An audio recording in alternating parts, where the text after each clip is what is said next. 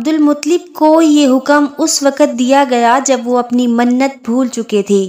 پہلے خواب میں ان سے کہا گیا منت کو پورا کرو۔ انہوں نے ایک مینڈھا ذبح کر کے غریبوں کو کھلا دیا۔ پھر خواب آیا اس سے بڑی پیش کرو۔ اس مرتبہ انہوں نے ایک بیل ذبح کر دیا۔ خواب میں پھر یہی کہا گیا اس سے بھی بڑی پیش کرو۔ اب انہوں نے اونٹ ذبح کیا۔ پھر خواب آیا اس سے بھی بڑی چیز پیش کرو۔ انہوں نے پوچھا اس سے بھی بڑی چیز کیا ہے؟ تب کہا گیا اپنے بیٹوں میں سے کسی کو ذبح کرو جیسا کہ تم نے منت مانی تھی۔ اب انہیں اپنی منت یاد آئی، اپنے بیٹوں کو جمع کیا، ان سے منت کا ذکر کیا۔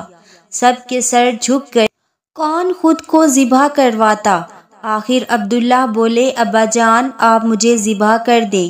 یہ سب سے چھوٹے تھے، سب سے خوبصورت تھے، سب سے زیادہ محبت بھی عبد المطلب کو انہی سے تھی، لہٰذا انہوں نے قرعہ اندازی کرنے کا ارادہ کیا۔ تمام بیٹوں کے نام لکھ کر قرعہ ڈالا گیا۔ عبداللہ کا نام نکلا۔ اب انہوں نے چھری لی، عبداللہ کو بازو سے پکڑا اور انہیں ذبح کرنے کے لیے نیچے لٹا دیا۔ جو ہی باپ نے بیٹے کو لٹایا، عباس سے ضبط نہ ہو سکا، فوراً آگے بڑھے اور بھائی کو کھینچ لیا۔ اس وقت یہ خود بھی چھوٹے سے تھے۔ ادھر باپ نے عبداللہ کو کھینچا۔ اس کھینچاتانی میں عبداللہ کے چہرے پر خراشیں بھی آئیں۔ ان خراشوں کے نشانات مرتے دم تک باقی رہے۔ اسی دوران بنو مخزوم کے لوگ آ گئے۔ انہوں نے کہا آپ اس طرح بیٹے کو ذبح نہ کریں، اس کی ماں کی زندگی خراب ہو جائے گی۔ اپنے رب کو راضی کرنے کے لیے بیٹے کا فدیہ دے دیں۔ اب سوال یہ تھا کہ فدیہ کیا دیا جائے؟ اس کی ترکیب یہ بتائی گئی کہ کاغذ پر 10 اونٹ لکھے جائیں، دوسرے پر عبداللہ کا نام لکھا جائے۔ اگر 10 اونٹ والی پرچی نکلے تو 10 اونٹ قربان کر دیے جائیں، اگر عبداللہ والی پرچی نکلے تو 10 اونٹ کا اضافہ کر دیا جائے، پھر 20 اونٹ والی پرچی اور عبداللہ والی پرچی ڈالی جائے۔ اگر 20 اونٹ والی پرچی نکلے تو 20 اونٹ قربان کر دیے جائیں، ورنہ 10 اونٹ اور بڑھا دیے جائیں۔ اس طرح 10-10 کر کے اونٹ بڑھاتے جائیں۔ عبد المطلب نے ایسا ہی کیا، 10-10 اونٹ بڑھاتے چلے گئے۔ ہر بار عبداللہ کا نام نکلتا چلا گیا، یہاں تک کہ اونٹوں کی تعداد 100 تک پہنچ گئی۔ تب کہیں جا کر اونٹوں والی پرچی نکلی۔ اس طرح ان کی جان کے بدلے 100 اونٹ قربان کیے گئے۔ عبد المطلب کو اب پورا اطمینان ہو گیا کہ اللہ تعالیٰ نے عبداللہ کے بدلے 100 اونٹوں کی قربانی منظور کر لی ہے۔ انہوں نے کعبے کے پاس 100 اونٹ قربان کیے اور کسی کو کھانے سے نہ روکا۔ سب انسانوں، جانوروں اور پرندوں نے ان کو کھایا۔ امام زہری کہتے ہیں کہ عبد المطلب پہلے آدمی ہیں جنہوں نے آدمی کی جان کی قیمت 100 اونٹ دینے کا طریقہ شروع کیا۔ اس سے پہلے 10 اونٹ دیے جاتے تھے، اس کے بعد یہ طریقہ سارے عرب میں جاری ہو گیا۔ گویا قانون بن گیا کہ آدمی کا فدیہ 100 اونٹ ہے۔ نبی کریم صلی اللہ علیہ وآلہ وسلم کے سامنے جب یہ ذکر آیا تو آپ نے اس فدیہ کی تصدیق فرمائی، یعنی فرمایا کہ یہ درست ہے، اور اسی بنیاد پر نبی کریم صلی اللہ علیہ وآلہ وسلم فرماتے ہیں میں 2 ذبیحوں یعنی حضرت اسماعیل علیہ السلام اور حضرت عبداللہ کی اولاد ہوں۔ حضرت عبداللہ قریش میں سب سے زیادہ حسین تھے، ان کا چہرہ روشن ستارہ کی مانند تھا۔ قریش کی بہت سی لڑکیاں ان سے شادی کرنا چاہتی تھیں، مگر حضرت عبداللہ کی حضرت آمنہ سے شادی ہوئی۔ حضرت آمنہ وہب بن عبد مناف بن زہرہ کی بیٹی تھی۔ شادی کے وقت حضرت عبداللہ کی عمر 18 سال تھی۔ یہ شادی کے لیے اپنے والد کے ساتھ جا رہے تھے کہ راستے میں ایک عورت کعبہ کے پاس بیٹھی نظر آئی۔ یہ عورت ورقہ بن نوفل کی بہن تھی۔ ورقہ بن نوفل قریش کے ایک بڑے عالم تھے۔ ورقہ بن نوفل سے ان کی بہن نے سن رکھا تھا کہ وقت کے آخری نبی کا ظہور ہونے والا ہے، اور ان کی نشانیوں میں سے ایک نشانی یہ ہوگی کہ ان کے والد کے چہرے میں نبوت کا نور چمکتا ہوگا۔ جو ہی اس نے عبداللہ کو دیکھا، فوراً اس کے ذہن میں یہ بات آئی۔ اس نے سوچا ہو نہ ہو یہ وہ شخص ہے جو پیدا ہونے والے نبی کے باپ ہوں گے۔ چنانچہ اس نے کہا اگر تم مجھ سے شادی کر لو تو میں بدلے میں تمہیں اتنے ہی اونٹ دوں گی جتنے تمہاری جان کے بدلے میں ذبح کیے گئے تھے۔ اس پر انہوں نے جواب دیا میں اپنے باپ کے ساتھ ہوں، ان کی مرضی کے خلاف کچھ نہیں کر سکتا، نہ ان سے الگ ہو سکتا ہوں، اور میرے والد باعزت آدمی ہیں، اپنی قوم کے سردار ہیں۔ بہرحال ان کی شادی حضرت آمینہ سے ہو گئی۔ آپ قریش کی عورتوں میں نسب اور مقام کے اعتبار سے افضل تھیں۔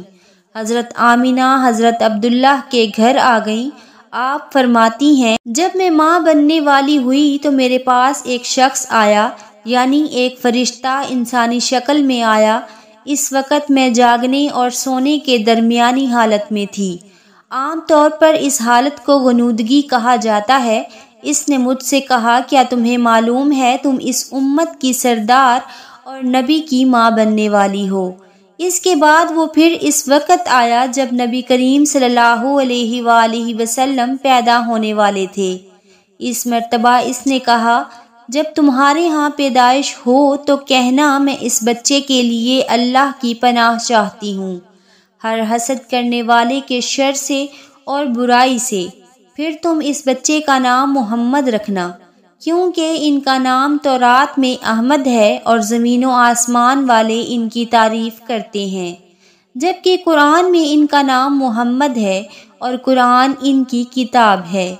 ایک روایت کے مطابق فرشتے نے ان سے یہ کہا تم وقت کے سردار کی ماں بننے والی ہو، اس بچے کی نشانی یہ ہوگی کہ اس کے ساتھ ایک نور ظاہر ہوگا جس سے ملک شام اور بصرہ کے محلات بھر جائیں گے۔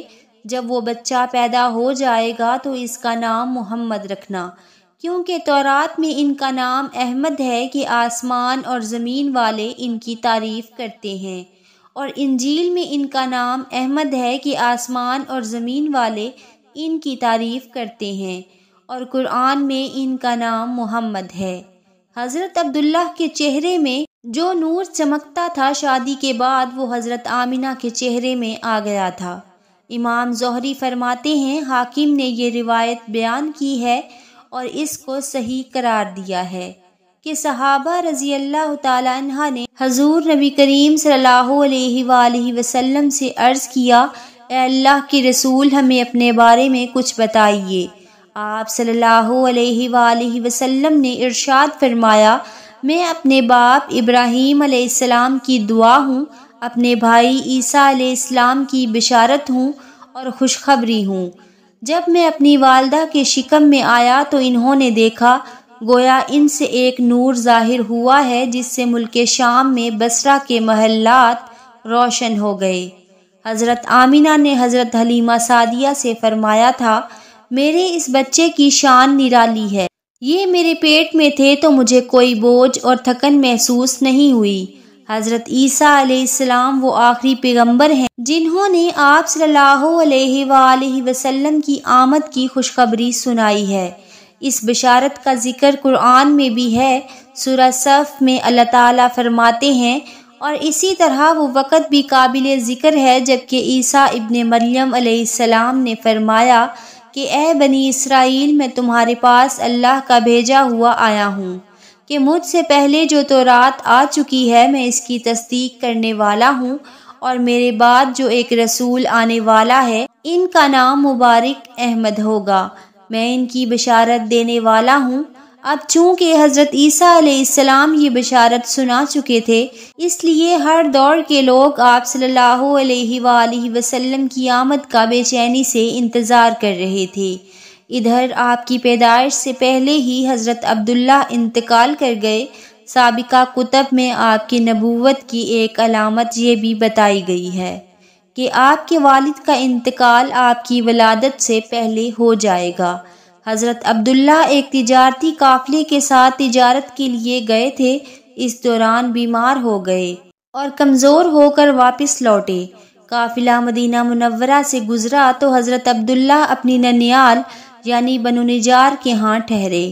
ان کی والدہ بنو نجار سے تھیں، 1 ماہ تک بیمار رہے اور انتقال کر گئے۔